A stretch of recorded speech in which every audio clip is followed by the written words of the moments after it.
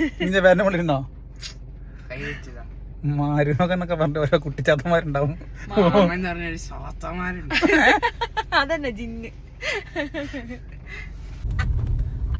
കിട്ടുവോ? കല്യാണം കഴിക്കാൻ ഉദ്ദേശിക്കുന്നത് ഇപ്പഴേ കണ്ടെത്തിക്കോളണം പെൺകുട്ടികളൊക്കെ. കുറെ കഴിഞ്ഞാൽ ബുക്കിംഗ് ആയിപ്പോ പിന്നെ ആരില്ലാണ്ട് ഇങ്ങനെ.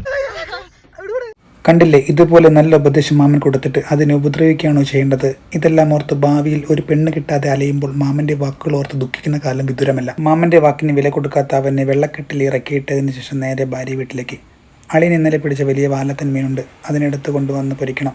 ഭാര്യ വീട്ടിലെത്തി. വീട്ടിലെ ശിവതി കണ്ടില്ലേ, ഒരു പ്രത്യേക രീതിയിലുള്ള അലങ്കാരം. ഇതെല്ലാം ഏട്ടത്തെ അമ്മ ഐശ്വര്യയുടെ കലാവിരുന്നാണ്. വീട്ടിൽ കയറി ഫ്രിഡ്ജിൽ നിന്നും അളിയൻ തന്റെ ചൂണ്ട കൊണ്ട് കൈ നനയാതെ പിടിച്ച വലിയ മീനുമായി പുറത്തേക്ക് ഇറങ്ങിയപ്പോൾ മീനിന്റെ അവകാശികൾ വന്നു.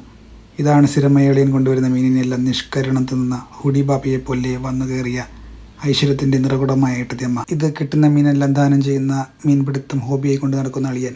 ഇനി മീനിന്റെ അന്ത്യകർമ്മങ്ങളിലേക്ക്. ഒരു നല്ല മഴക്കാലത്ത് പുഴയുടെ പുതുവെള്ളച്ചാട്ടത്തിൽ ഓടിയും ചാടിയും കൂട്ടുകാരോടൊത്ത് പുഴയുടെ ഒഴുക്കിന് അഭിമുഖേന നീന്തി കളിക്കേണ്ട ഒരുത്തനെയാണ് ഒരു നേരത്തെ സന്തോഷത്തിനു വേണ്ടി പറ്റിച്ചു പിടിച്ച് ഈ കോലത്തിലാക്കിയത്.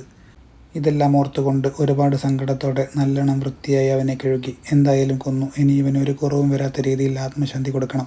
അതിനായി ഉപ്പ് ചേർത്തു, നാരങ്ങ നീരൊഴിച്ചു, കൂടെ മഞ്ഞളും ഉപ്പും കുറച്ച് വെളുത്തുള്ളിയും ചതച്ച് ചേർത്ത് നല്ല പരുവത്തിലായ വാലാത്തിനെ KCവിന് സമരം കാരണം സ്കൂളിൽ നിന്നും വന്ന മരുമകൻ അമ്മമ്മ കാണാതെ അമ്മമ്മ വളർത്തുന്ന കറിവേപ്പില ചെടിയിൽ നിന്നും പറിച്ചെടുത്ത ഇലകൾ നല്ലപോലെ ചൂടായ വെളിച്ചെണ്ണയിൽ നിക്ഷേപിച്ചതിനു ശേഷം അതിന്റെ മുകളിൽ വാലാത്തിനെ നിവർത്തി കിടത്തുമ്പോൾ ചെവികളെ ആനന്ദ നിർവൃതിയിലെത്തിക്കുന്ന മനോഹര ശബ്ദത്തോടെ അളിയന്റെ കഠിനാധ്വാനത്തിന്റെ ഫലമായി പുഴയിൽ നിന്നും ആഹ്ലാദിച്ചു നടക്കേണ്ട വാലാത്തൻ വെന്തു തുടങ്ങുകയായി. ഒരു പാതി വെന്ത മീനിനെ തിരിച്ചിട്ട് നന്നായി വേവിച്ചു. അതിനിടയിൽ ഭാര്യ തന്റെ കർത്തവ്യം ചെയ്തുകൊണ്ടിരിക്കുന്നു. ഞങ്ങൾക്ക് വേണ്ട അയിലക്കറി തയ്യാറാക്കിക്കൊണ്ടിരിക്കുകയാണ് കുഞ്ചു.